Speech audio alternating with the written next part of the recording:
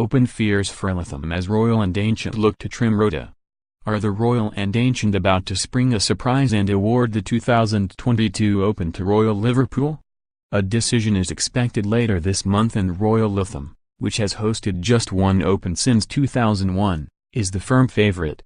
But there are influential voices inside St Andrews HQ who believe that Lytham is too cramped to host a modern Open, so Royal Liverpool is being heavily considered for a move up the pecking order from a later date. If chosen, it would complete a remarkable renaissance for the Wirral Lynx, which only returned to the Open rota in 2006 following a 39-year absence. That edition and the one that followed in 2014, won by Tiger Woods and Rory McIlroy respectively, were such spectacular successes that the venue has become a firm favorite. Such has been the growth of the game's oldest championship in recent years, with attendances topping 220,000 people when it is staged in the northwest of England. There is speculation that the R&A will trim their current rota of 10 courses to weed out the venues struggling to cope. This would certainly be bad news for Lytham and perhaps also Turnberry, which has been overlooked since 2009 and is presently considered toxic for another reason, since it is owned by controversial U.S. President Donald Trump. This year the event will return to Royal Portrush in Northern Ireland for the first time since 1951, with a guarantee of 2 more visits in the foreseeable future.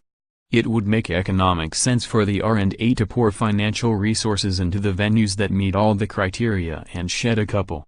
Lytham, though, would be a massive loss, having hosted some of the great Opens over the years, including an emotional triumph half a century ago for Tony Jacklin and 2 victories for Seve Ballesteros in 1979 and 1988. In the last 4 years alone, the majestic Lancashire Lynx has hosted a Walker Cup won by the home side, a Women's Open won last year by England's Georgia Hall, and in July will host the Senior Open. But has it now fallen from favour when it comes to the biggest event of all? A lot to ponder, therefore, for the powers that be. We should learn more from the R&A in the next fortnight or so. Don't act up, Sergio, just say sorry. Pebble Beach really is a special place for me, going back to 1919 when my grandfather was a caddy here. The win is something I'm going to cherish, but it's nothing like the course we'll see for the US Open. I'll deal with it in June. At the grand age of 48, and 28 years after his first win on tour, Phil Mickelson demonstrated his remarkable longevity once more as he completed his 44th PGA Tour success over England's Paul Casey in a Monday finish at the Pebble Beach Pro-Am. In June, the revitalized lefty, who looked washed up at the last Ryder Cup, will try once more at the same venue to complete the career Grand Slam at the US Open. The golf equivalent of Liam Neeson will slink into Tinseltown this week with much explaining to do following his appalling act of self-destruction in Saudi Arabia. If you are wondering why the European Tour did not ban Sergio Garcia for his bunker tantrums and vandalism of the greens, here's your answer, as he jumps ship to America until July.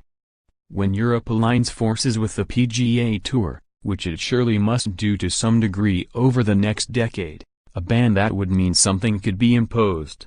But now the superstars can basically do what they like as they play one tour off against the other. Garcia will be helped at the Genesis Open, staged at the Storage Riviera on Sunset Boulevard, by the fact that Tiger Woods and Rory McIlroy will garner much of the attention. But, let's hope the moody Spaniard shows some genuine contrition for his shameful acts. Beyond the stock cliché of "we're all human, we all make mistakes and we learn from them."